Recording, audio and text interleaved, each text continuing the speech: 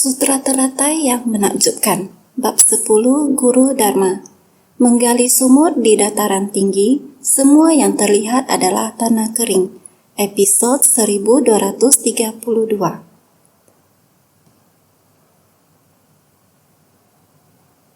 Ketika mendengarkan pembabaran Dharma dari Buddha, awalnya muncul keyakinan dan selanjutnya mendapatkan pemahaman. Inilah keyakinan dan pemahaman. Seandainya orang berkapasitas tumpul memiliki keyakinan, orang berkapasitas tajam memiliki keyakinan dan pemahaman. Orang yang memiliki keyakinan dapat menghapus segala pandangan sesat, sedangkan orang yang memiliki pemahaman dapat menghapus kegelapan batin. Bersungguh hatilah. Harus lebih memahami. Keyakinan adalah sumber dari jalan dan induk dari segala pahala kebajikan. Harus dapat memupuk segala akar kebajikan. Jika kita tidak memiliki keyakinan, bagaimana kita dapat mendalami? Oleh itu, kita harus terlebih dahulu memupuk akar keyakinan. Setelah memiliki akar keyakinan, kita mendengarkan Buddha Dharma. Ketika mendengarkan pembabaran Dharma dari Buddha, awalnya muncul keyakinan. Dimulai dari mendengarkan Dharma, lalu muncul keyakinan. Keyakinan merupakan pintu pertama untuk memasuki Buddha Dharma.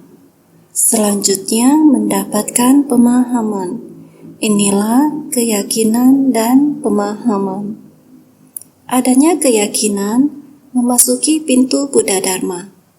Buddha terus-menerus membabarkan Dharma. Mendengar dengan keyakinan, dengan sendirinya memiliki keyakinan, pemahaman, dan mempraktikkan. Adanya keyakinan, barulah dapat memahami. Tanpa keyakinan, maka tidak dapat diserap ke dalam hati. Bagaimana dapat memahami? Oleh itu, keyakinan masuk ke dalam hati, menghayati dan memahami. Memahami ajaran Dharma yang diajarkan Buddha. Jika orang yang berkapasitas tumpul, orang yang berkapasitas agak tumpul, dia juga harus yakin. Meskipun kapasitas tumpul, namun dia percaya Buddha. Bersedia untuk bersungguh hati mendengar. Tidak peduli seberapa tumpul kapasitas seseorang, selama dia memiliki keyakinan, bersungguh hati menghayatinya, dalam waktu yang lama dia juga dapat perlahan meresapi. Dharma akan perlahan meresapi, melembabkan lahan batinnya. Oleh itu, keyakinan sangat penting. Bahkan seseorang yang berkapasitas tumpul juga dapat perlahan mendalaminya. Jika orang yang berkapasitas tajam begitu mendengar langsung percaya, tidak hanya meyakini, namun keyakinan dan pemahaman dapat dipraktikkan secara bersamaan.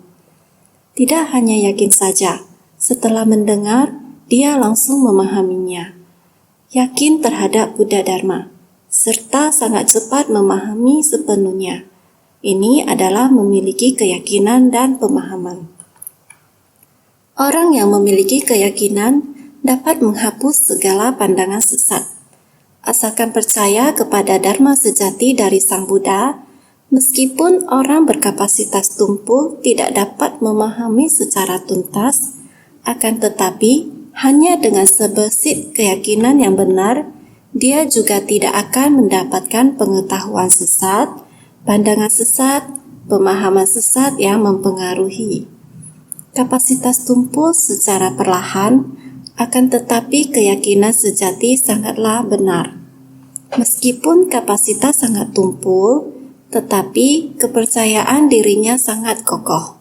Sehingga orang yang memiliki keyakinan demikian dapat menghapus segala pandangan sesat. Memiliki cara agar tidak terpengaruh oleh pemahaman sesat, pandangan sesat yang mempengaruhinya. Jika orang berkapasitas tajam, meskipun telah meyakini, sepenuhnya meyakini, bukan hanya dapat menyingkirkan pandangan sesat, juga dapat memahami. Keyakinan sejati terhadap Dharma Buddha masuk ke dalam batin. Dharma Buddha yang menakjubkan. Semuanya masuk ke dalam batin. Bukan hanya masuk ke dalam batin, kita juga akan bertekun dalam mendekatkannya. Kita akan melafalkan kitab sutra, membabarkan dan menjelaskan. Segalanya memiliki metode, sehingga dia mampu menghapus kegelapan batin. Sangat banyak kegelapan batin. Bukan hanya batin sendiri dapat menyingkirkan semua ini. Kegelapan batin yang bertumpang tindih juga dapat menghapus pemahaman sesat yang berasal dari luar. Pandangan sesat, pemahaman sesat, ajaran sesat, segalanya dapat dihapus. Segala pendapat yang berbeda di luar sana, dia memiliki cara untuk menghadapinya. Karena kegelapan batin di dalam batinnya telah dihapus. Keyakinan terhadap Dharma Buddha sudah mendalam, sehingga dia memiliki cara untuk meyakini dan menghapus segala pandangan sesat, memahami dan menghapus kegelapan batin. Ini disebut keyakinan dan pemahaman atau adimukti. Memiliki keyakinan dan pemahaman, barulah kita dapat fokus pada satu tekad. Mengamalkan di jalan bodhisattva, meyakini, menerima, dan mengamalkan. Memberi manfaat kepada semua makhluk di jalan bodhisattva. Seperti tahun 2016 yang sekarang berada di Ekuador. Semua orang masih ingat bagaimana pada 16 April 2016, Ekuador mengalami bencana gempa bumi. Banyak rumah orang yang rata dengan tanah.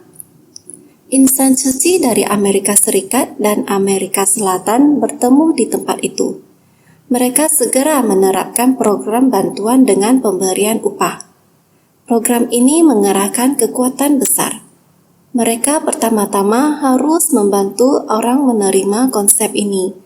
Pada awalnya, ini sama sekali tidak mudah, karena mereka perlu menjalin kebersamaan dengan masyarakat di sana. Bencana ini melanda Ekuador dengan sangat tiba-tiba. Mengapa orang-orang dari Amerika Serikat dan Amerika Selatan yang tidak memiliki koneksi atau orang yang mereka kenal di sana tiba-tiba muncul seperti ini, mau membantu? Sesungguhnya apa niat mereka? Tidak mengenal mereka, mereka adalah orang asing. Namun, mereka melakukannya sendiri dengan ketulusan seperti itu. Dengan sikap yang sangat tulus, mendekati mereka dan menjelaskan bagaimana sikap suci penanggulangan bencana di negara lain. Mereka menggunakan video untuk menjelaskan semua ini kepada mereka. Satu persatu memanggil mereka. Berdirilah mereka. Dengan upaya sendiri, menggunakan kekuatan sendiri untuk membangun kembali rumah sendiri. Kalau tidak, itu hanyalah seperti tumpukan puing atau reruntuhan. Dengan cara ini terus-menerus menyemangati. Kedengarannya benar. Kita semua seharusnya berdiri, mengulurkan kedua tangan, segera bersihkan demi rumah sendiri. Oleh karena itu, program bantuan lewat pemberian upah atau cash forward juga berlangsung lebih dari 1 bulan. Setelah melakukannya di 3 atau 4 kota, memberikan efek yang sangat cepat.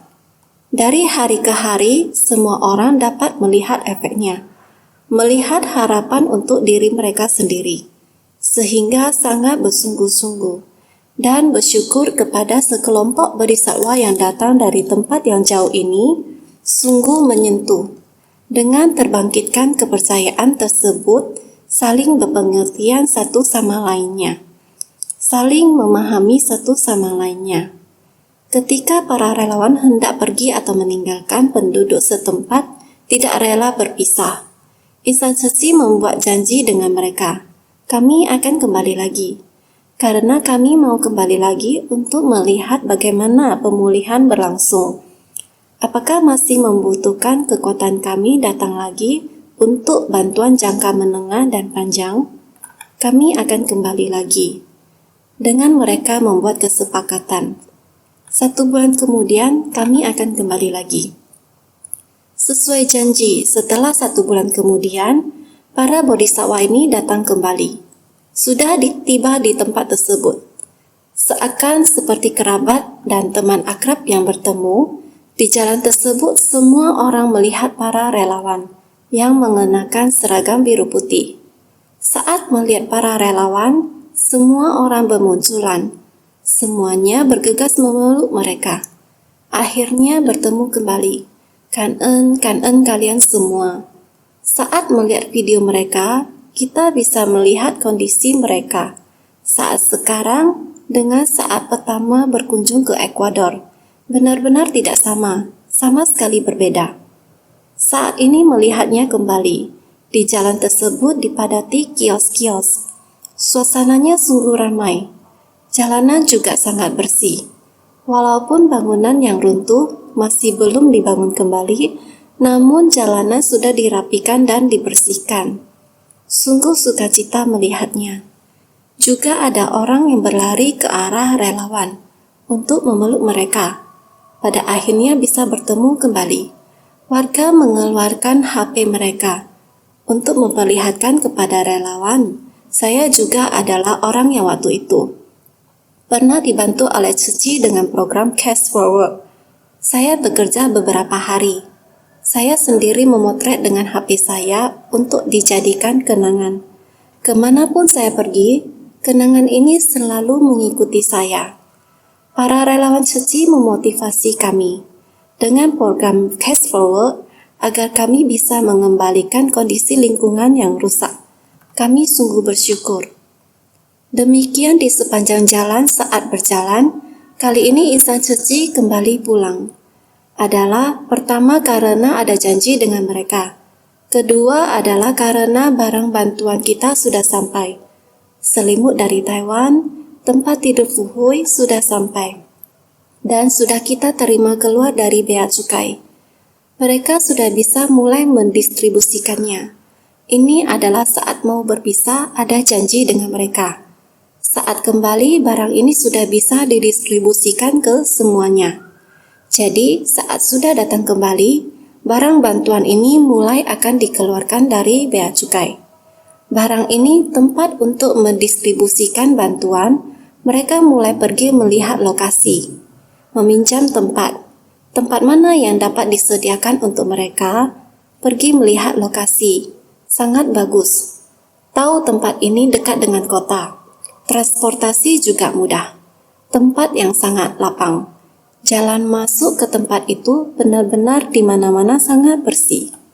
Mereka juga mengunjungi area tenda untuk melihat sekarang ini bagaimana mereka menjalani hidup.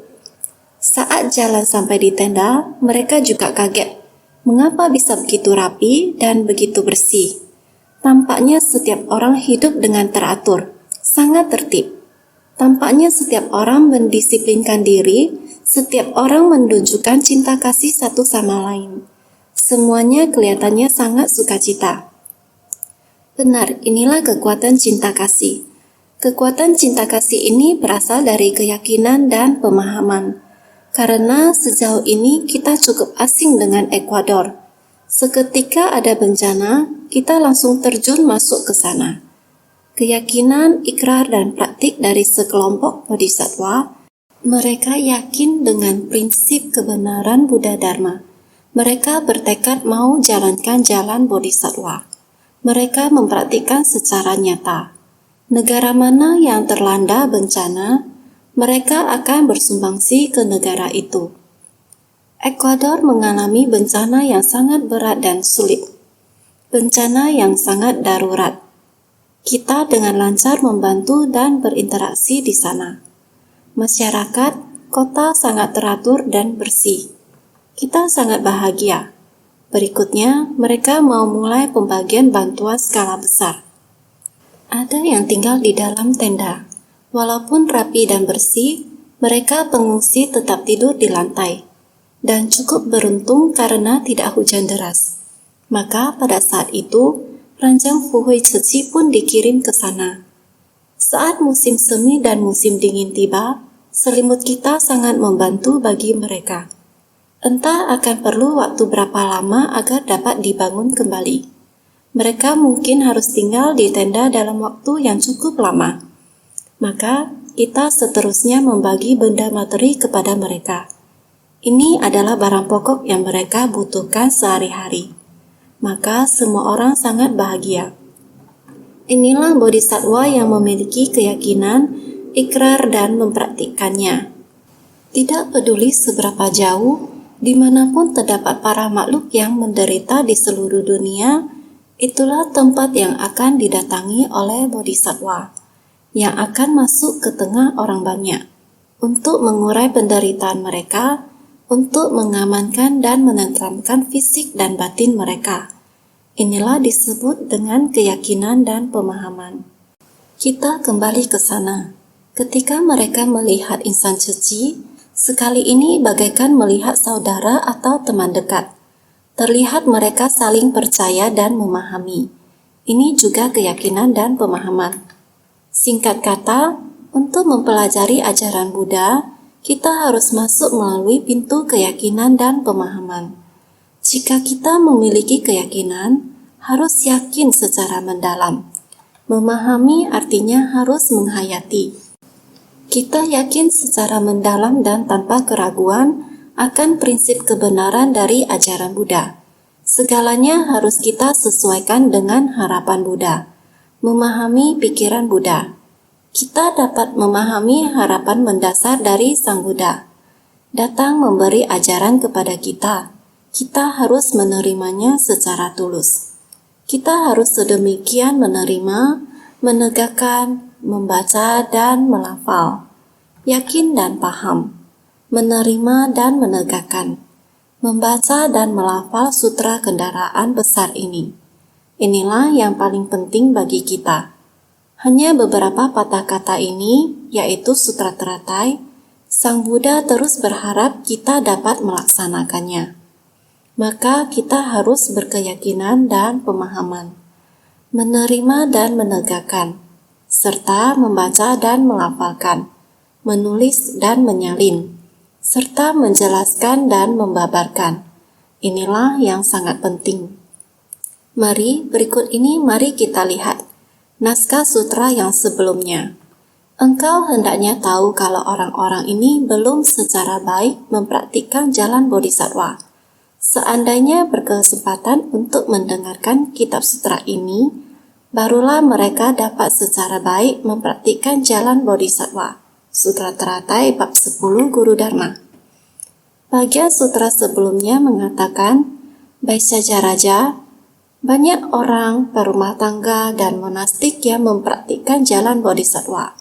Seandainya tidak berkesempatan untuk melihat, mendengar, membaca, melafal, menyalin, menegakkan atau memberi persembahan pada sutra teratai ini, jika ada orang seperti ini, engkau hendaknya tahu kalau orang-orang ini belum secara baik mempraktikkan jalan bodhisattva. Umat awam dan monastik ini telah mendengar sutra. Mereka yang sudah memahami prinsip-prinsip penderitaan, kehampaan, dan ketidakkekalan di dunia ini.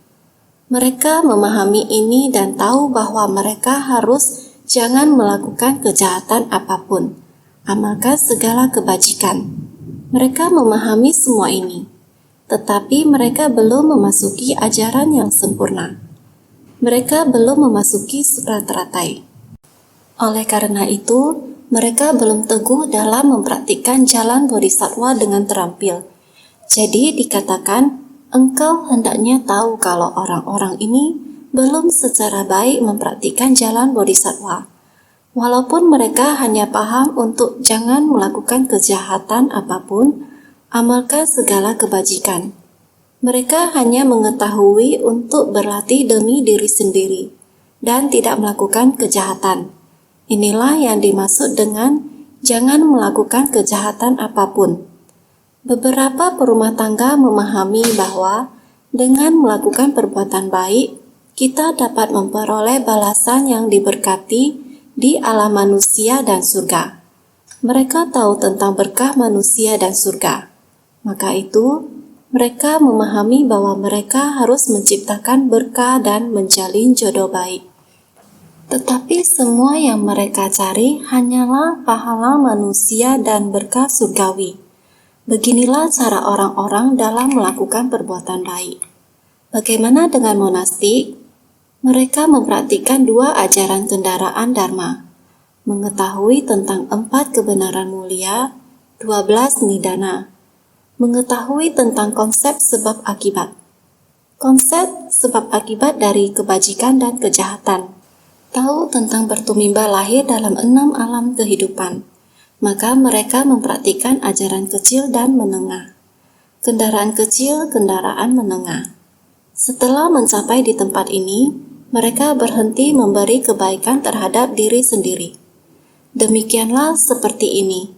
Mereka belum mendengar sutra ini, belum memasuki pintu sutra teratai. Seandainya berkesempatan untuk mendengarkan kitab sutra ini, jika mereka mendengar sutra ini, maka itu adalah sutra teratai. Barulah mereka dapat secara baik mempraktikkan jalan bodhisattva. Mereka akan secara menyeluruh mempraktikkan jalan bodhisattva yang benar. Ini adalah naskah sutra sebelumnya. Naskah sutra berikutnya mengatakan demikian. Seandainya ada makhluk yang sedang mencari jalan kebuddhaan, dapat melihat atau mendengarkan sutra teratai ini, setelah mendengar lalu meyakini, memahami, menerima dan menegakkannya, engkau hendaknya tahu kalau orang ini berkesempatan untuk mendekat pada Anuttara Samyak Sambodhi. Sutra Teratai bab 10 Guru Dharma. Seandainya ada makhluk yang sedang mencari jalan kebuddhaan, telah berniat. Berniat adalah untuk mencari jalan kebuddhaan. Beberapa orang demikian adanya. Bertekad untuk melihat atau mendengarkan jalan kebuddhaan yaitu Sutra Teratai. Jalan Bodhi Agung adalah jalan kebuddhaan. Jalan Bodhi Agung adalah jalan Bodhisattva. Seandainya ada makhluk yang sedang mencari jalan kebuddhaan, seandainya ada orang yang bertekad untuk melihat atau mendengarkan sutra ini, artinya berkesempatan untuk mendekat pada penerangan sempurna, adalah orang-orang yang berniat untuk mencari jalan kebuddhaan. Kita ingin mencapai kondisi kebuddhaan, harus menempuh jalan Bodhi Agung menuju jalan kebuddhaan. Memasuki jalan ini, baru dapat melihat pemandangannya. Maka disebut bertekad untuk melihat atau mendengarkan sutra ini. Artinya kita harus bertekad. Bertekad untuk memasuki jalan ini. Berjalan di atas jalan ini, sambil mendengarkan Buddha membabarkan Dharma. Setelah memahaminya, maka kita harus mempraktikkan dalam tindakan nyata. Mulai menapaki dan memasuki kerumunan orang banyak. Penderitaan orang banyak membangkitkan tekad untuk bersumbangsi. Bersumbangsi tanpa pamrih, merasa bebas dan leluasa. Seperti ini, setelah mendengarkan, memasuki, dan menapaki jalan ini. Demikian disebut melihat dan mendengar. Sambil menapaki dan sambil mendengar. Setelah mendengarkan, kemudian mempraktikkan dalam tindakan nyata lagi. Jika demikian berkesempatan untuk mendekat pada penerangan sempurna adalah orang-orang yang berniat untuk mencari jalan kebuddhaan menjadi semakin kokoh dalam tekad mereka. Dapat melihat atau mendengarkan sutra teratai ini setelah mendengar, lalu meyakini, memahami, menerima dan menegakkannya. Dengan mata melihat dan telinga mendengar sutra teratai ini, setelah melihat dan mendengarnya, dapat menghormati, meyakini, memahami, menerima, dan menegakkannya. Berarti memiliki jalinan jodoh yang unggul untuk memasuki jalan. Jadi, dapat melihat atau mendengarkan sutra teratai ini, setelah mendengar, lalu meyakini, memahami, menerima, dan menegakkannya. Ini artinya dengan mata melihat dan telinga mendengarkan sutra teratai ini. Setelah mata kita melihat dan telinga kita juga mendengar, yaitu sutra teratai yang menakjubkan, kita mendengar dan melihat, hati kita timbul rasa hormat dan yakin. Setelah menghayati dan memahaminya, kemudian membangkitkan tekad untuk menerima dan menegakkannya. Demikian adalah memiliki jalinan jodoh yang unggul untuk memasuki jalan. Telah melihatnya, mulai berjalan menuju jalan ini, yaitu memiliki jodoh yang unggul untuk memasuki jalan Buddha ini. Menapaki di atas jalan Bodhisattva adalah sebuah jodoh yang unggul. Bodhisattva muncul dikarenakan ada makhluk yang menderita. Adanya para makhluk yang menderita sehingga Buddha bisa datang ke dunia. Karena memiliki satu tujuan utama, semuanya adalah mendidik kita. Maka kita harus membangkitkan tekad agung untuk terjun ke tengah orang banyak. Karena kita dibutuhkan, maka kita harus masuk ke tengah orang banyak. Engkau hendaknya tahu kalau orang ini berkesempatan untuk mendekat pada Anuttara Samyak Sambodhi. Maka akan tahu bahwa orang ini telah mendekati penerangan Buddha yang sempurna, yakni jalan Bodhi Agung. Engkau hendaknya tahu kalau orang ini berkesempatan untuk mendekat pada Anuttara Samyak Sambodhi. Akar dan bibit telah matang, makanya dekat pada kebijaksanaan Buddha. Ini menunjukkan akar dan bibit orang ini sudah sangat matang, menebar benih kebajikan.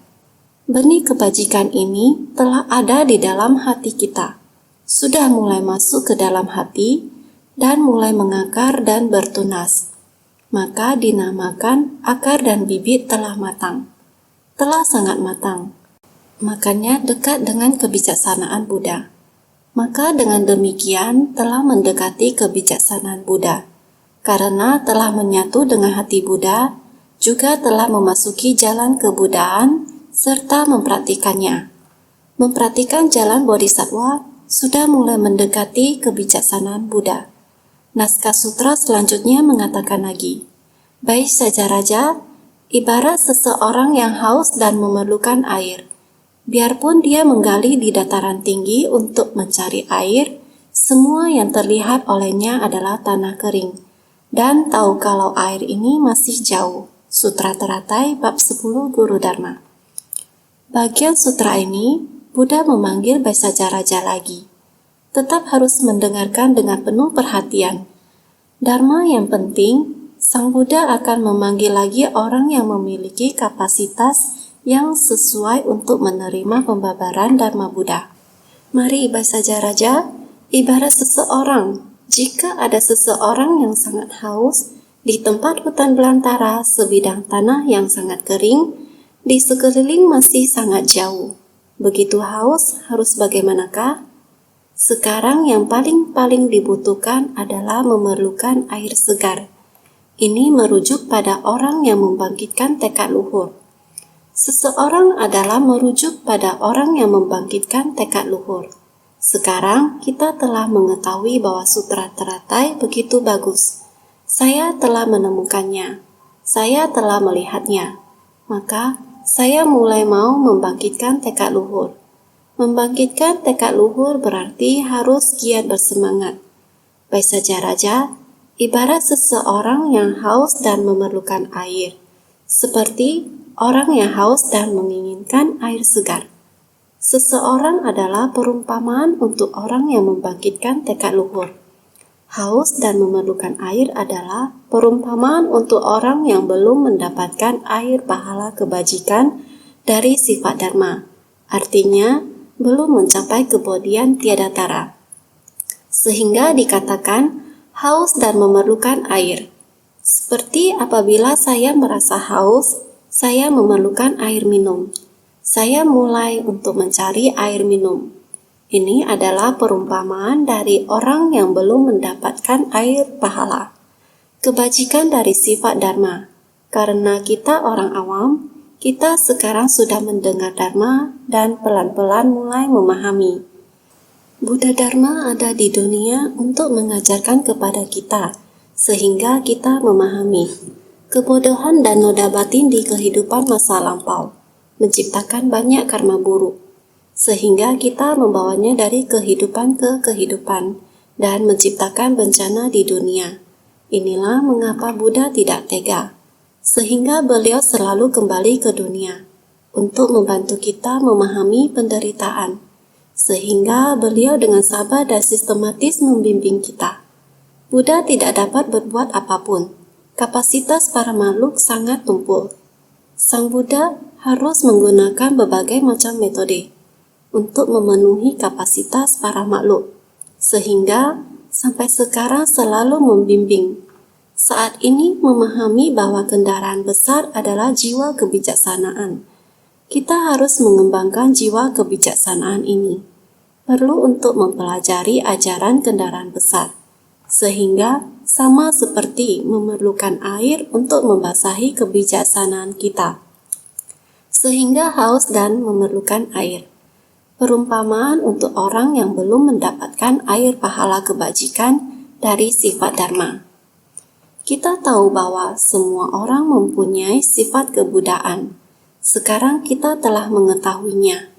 Tetapi bagaimana kita harus menghadapi sifat Buddha yang demikian adanya? Kita telah memahaminya dengan sangat jelas. Kita harus kembali ke sifat hakiki kita yang sedemikian adanya, setara dengan Sang Buddha, bersatu dengan alam semesta. Kita harus kembalikan hingga tahapan seperti ini, maka tetap harus mencari ke depan. Oleh karena itu, kita masih belum mendapatkan sifat dari air Dharma, masih belum menemukan, maka belum mencapai kebodian tiada tara. Kita masih belum menemukan sifat dari air Dharma kita. Sebenarnya juga terdapat dalam lahan hati kita. Pemandangan dalam lahan batin kita sebenarnya sangat lengkap. Hanya saja kita tidak tahu bagaimana cara menemukannya. Bila ingin menghentikan haus, mesti mendapatkan air sebagai yang utama. Bila ingin mencari air, mesti mendapatkan cara, barulah menjadi mudah. Ibarat orang yang membina diri, mesti mencapai kebudaan sebagai yang utama. Bila ingin mencari buah kebudaan, mesti mendapatkan cara, barulah menjadi mudah. Jadi, bila ingin menghentikan haus, mesti mendapatkan air sebagai yang utama. Kita sangat haus, satu-satunya hanya air. Oleh karena itu, bila ingin mencari air, mesti mendapatkan cara, barulah menjadi mudah. Ingin mendapatkan air tidaklah sulit, asal Anda tahu caranya, tahu arahnya, arah mana yang memiliki air. Asal Anda tahu, ingin mendapatkan air tidak sulit. Ibarat orang yang membina diri, mesti mencapai kebudaan sebagai yang utama. Orang yang membina diri, kita harus mengerti ajaran Buddha. Jalan harus ditapaki. Kita menegakkan sutra, harus baik-baik membina jalan. Membina jalan dinamakan membina diri. Kita melalui sutra ingin mendapatkan prinsip kebenaran di dalam kitab sutra ini. Kita harus baik-baik membina diri. Ajaran adalah jalan. Jalan harus kita tapaki. Jadi, ibarat orang yang membina diri, mesti mencapai kebudaan sebagai yang utama. Ajaran Buddha itu arah yang paling penting, yaitu perbendaharaan rahasia. Harapan mendasar Buddha telah tersembunyi di dalam batinnya. Sudah 40-an tahun, Buddha sekarang membuka hatinya, membabarkan Dharma sejati ini. Kita harus bersungguh hati untuk meyakini, memahami, menerima, dan menegakkan. Ini adalah perbendaharaan yang rahasia dan penting. Kita sekarang sedang mengejar perbendaharaan yang rahasia dan penting. Jadi, bila ingin mencari buah kebudaan, mesti mendapatkan cara, barulah menjadi mudah. Jika kita ingin setara dengan Buddha, hati Buddha dan hati semua makhluk tiada beda. Setara dengan Buddha, tiada perbedaan. Hanya dengan Anda mengerti metode ini, mengerti arah untuk membuka jalan, jika demikian maka tidak akan sulit. Jadi dalam perumpamaan ini, kita berada di dataran tinggi dan menggali sumur untuk mencari air. Ini sama seperti mencari prinsip kebenaran. Di atas kondisi kebudayaan yang tertinggi, kita mencari cita rasa prinsip kebenaran ini. Namun, berbicara tentang prinsip kebenaran tidak berbentuk, tidak berwujud, dan tidak ada cita rasa yang bisa dihirup. Namun, Dharma, menghirup cita rasa dari Dharma, kita tidak bisa benar-benar menghirupnya. Kita harus menggunakan pemikiran akan keyakinan dan pemahaman yang mendalam. Jadi, mencari cita rasa dari prinsip kebenaran, ini adalah cita rasa dari Dharma. Bagaikan menggali sumur di dataran tinggi untuk mencari air. Ini seperti menggali sumur di atas gunung mencari air. Biarpun dia menggali di dataran tinggi untuk mencari air, pada tingkatan Buddha mencari cita rasa dari prinsip kebenaran, bagaikan menggali sumur di dataran tinggi untuk mencari air. Dataran tinggi adalah perumpamaan untuk tingkatan dari kendaraan tunggal dalam ajaran Buddha. Menggali air di dataran tinggi adalah sulit untuk menemukan air. Ibarat tidak mendengarkan sutra ini adalah sulit untuk mempraktikkan jalan bodhisattva. Para makhluk dipenuhi dengan kegelapan batin, seperti dataran tinggi. Orang yang mencari air di dataran tinggi layaknya melatih jalan bodhisattva untuk mencari kebudayaan, tetapi tidak tahu caranya. Jadi, dataran tinggi adalah perumpamaan untuk tingkatan dari kendaraan tunggal dalam ajaran Buddha. Kendaraan tunggal adalah yang tertinggi tiada tara. Jadi, menggali air di dataran tinggi adalah sulit untuk menemukan air. Berada di dataran tinggi, bila ingin mencari air, namun tidak memahami bahwa di dataran tinggi juga ada sumber air, bahwa di gunung juga ada sumber air. Kalau kita tidak tahu arahnya dan tidak tahu caranya, dengan begini akan sulit untuk menemukan air. Seperti halnya ada pria dan wanita yang berbudi, yang hendak mencari jalan bodhisattva, akan tetapi belum memasuki kitab sutra ini. Walaupun dia berkeinginan untuk mencari jalan bodhisattva, juga tidak akan benar-benar menghayati esensi dari jalan bodhisattva. Prinsip yang sama dengan perumpamaan bahwa tidak mendengarkan sutra ini adalah sulit untuk mempraktikkan jalan bodhisattva. Jika tidak mendengarkan sutra ini, tidak akan bisa memahami secara menyeluruh. Harus memahami arah tujuannya. Karena sutra ini adalah raja dari segala sutra. 40 tahun sebelumnya, Buddha demikian membabarkan Dharma, baik itu sutra agama, Vaipulya, Prajna. Membabarkan tentang kekosongan dan juga keberadaan. Semua orang ada mendengarkan juga ajaran ini. Akan tetapi kita masih belum terlalu jelas akan kekosongan sejati, terdapat keberadaan yang menakjubkan. Ketika sampai periode Sutra Teratai, akan menggabungkan kekosongan dan keberadaan. Kekosongan dari ajaran Vaipulya dan keberadaan yang menakjubkan dari ajaran agama. Bagaimana agar dapat digabungkan? Ajaran agama mengajarkan tentang keberadaan. Ajaran Vaipulya mengajarkan tentang kekosongan. Sehingga, bagaimana agar bisa mengaitkan kekosongan dan keberadaan? Ini semuanya ada pada kekosongan sejati dan keberadaan menakjubkan. Jadi, para makhluk dipenuhi dengan kegelapan batin, seperti dataran tinggi. Orang yang mencari di dataran tinggi, seperti mencari air di dataran tinggi. Jika kita penuh dengan kerisauan, bagaimana kita bisa mencapai kebudayaan? Jika kita penuh dengan kerisauan, bagaimana kita bisa memahami sifat hakiki yang demikian adanya? Kerisauan telah menyelimuti kita, sehingga kita tidak dapat melihat sifat hakiki kita yang demikian adanya. Jika kita penuh dengan kerisauan dan ingin mencapai sifat hakiki yang demikian adanya, bagaimana cara melakukannya?